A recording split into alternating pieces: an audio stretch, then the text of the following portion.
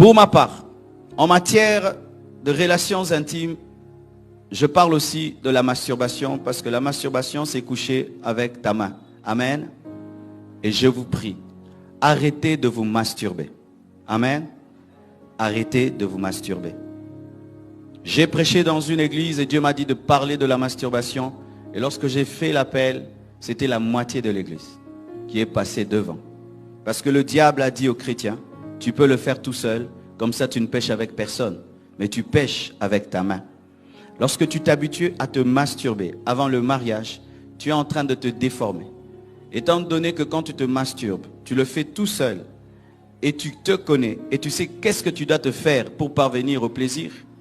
L'autre, quand il va t'épouser, il ne connaît pas comment fonctionne ton corps. Il peut se faire que malgré que tu es marié, tu continues à te masturber. Je vous assure, je connais une femme qui a attrapé son propre mari en train de se masturber, mais marié. Alors ne pensez pas qu'en développant une mauvaise habitude de masturbation, lorsque vous allez vous marier, cela va s'arrêter. Tu seras étonné que malgré le mariage, la masturbation te réclame, car si vous ne savez pas, dans le mariage, on ne couche pas tout le temps. Des fois, on peut se chamailler, se quereller, et pendant ces temps-là, il n'y a rien, mais la main est toujours disponible. Moi, je vous parle, hein.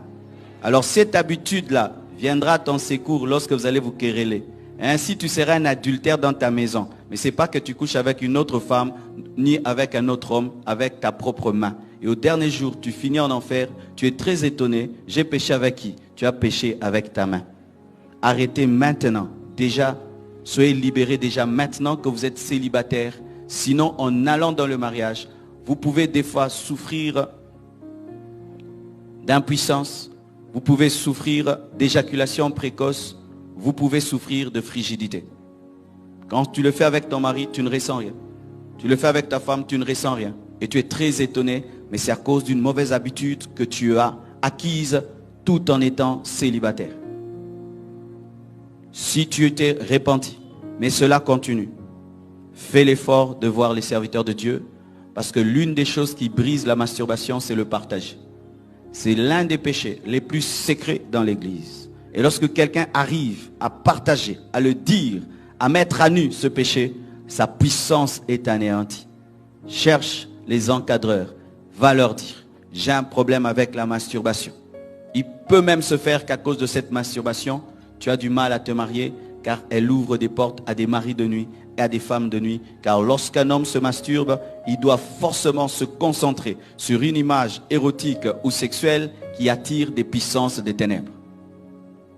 Et chaque fois que tu te masturbes, tu ne le fais jamais seul. Il y a toujours un démon, une puissance des ténèbres qui est là, active, couchant avec toi. Couchant avec toi. Que Dieu t'ouvre les yeux et tu verras que tu couches avec un démon chaque fois que tu te masturbes. Et lorsque maintenant tu voudras te marier, ce démon t'accompagnera dans le mariage pour perturber ta sexualité. Une conséquence physique de l'impudicité.